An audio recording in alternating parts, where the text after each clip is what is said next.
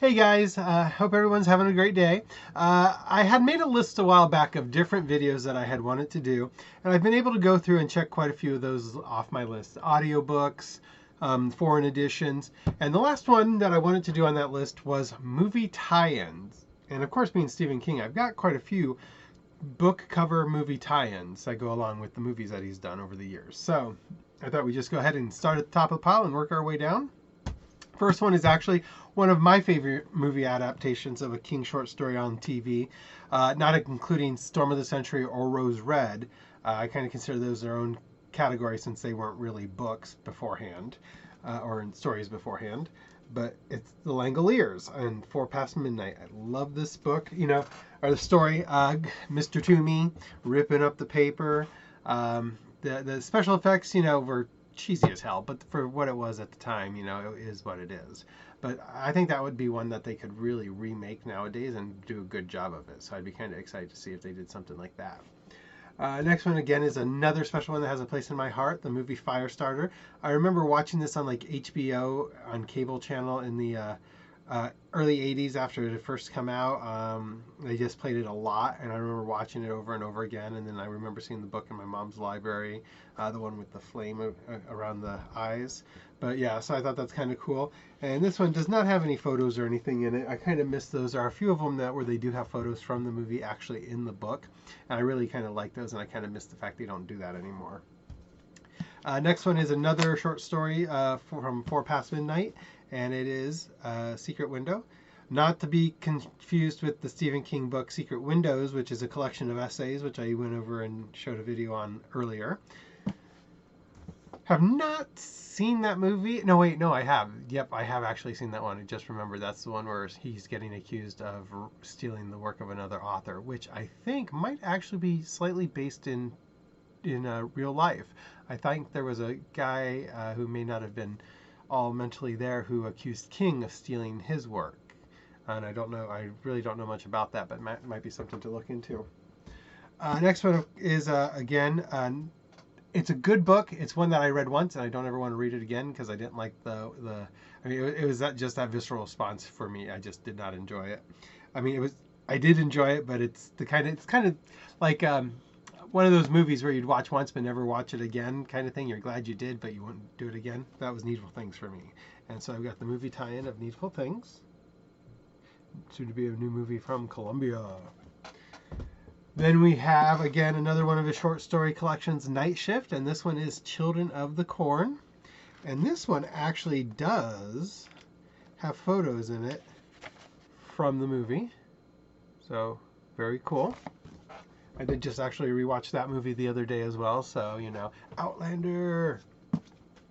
Next one is Hearts in Atlantis with Anthony Hopkins. I vaguely remember this movie. I remember reading the story. The thing I remember about this movie is I was with my friend Athenas, and we were in Aberdeen. We had to drive to Aberdeen to go to the theater to see it. And we didn't know what movies were playing, and this was like one of the only good options. And I was the only one who was even interested in seeing it, but we went to it. So that's what I remember about it. Next one is the movie tie-in for Salem's Lot with that cool cover. And this one also does have photos on the interior. So very cool of that. Next one, Carrie movie tie-in. You can see Sissy Spacek in that wonderful, scene, that's so iconic. You can even see the pop in the background behind me. And this one does also have some photos in there as well. So I love that. So it seems like the older ones used to do it. I guess they just stopped doing it for the newer ones because it's just maybe too expensive. Because then we have Christine, also a new movie. And this one also has photos in it. So very cool. Stephen King's The Tommyknockers. And this one says, now a terrifying new miniseries on ABC TV. So pretty cool. And it's got the alien head on it. You can see the alien on that side. Random fact about that alien-looking creature in the Tommyknockers. Originally, that was one of the test creatures for the creatures in the Sleepwalkers, in the cat monsters and Sleepwalkers.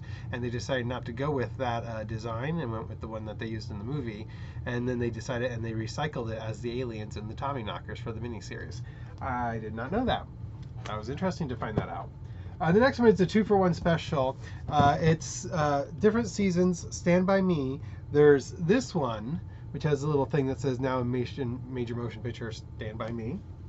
And then there's this one that actually has this picture from the movie and talks about it being a motion picture on the body. Boom. Then we have, of course, The Green Mile. You got to have that. And then right up with that, we have the Shawshank Redemption, Tim Robbins. We also have The Dark Half, now a major motion picture from Orion. And again, no pictures in this one. I think only the older ones seem to do that. And then Everything's Eventual 1408, and it's got the little tag on it that says features the short story 1408, now a major motion picture from Dimension Films. Boom. So that's actually all of my movie tie-in covers. So I just thought I would share that. I think that's kind of cool. I'm always on the lookout for anything. I do have a couple more, like The Outsider with the logo for HBO and Hulu on Hulu tag on 11/22/63, but I forgot to grab those. So it is what it is. But these were the only other ones that I had. So I hope you kind of enjoyed that, and hope everyone is staying safe and keep reading.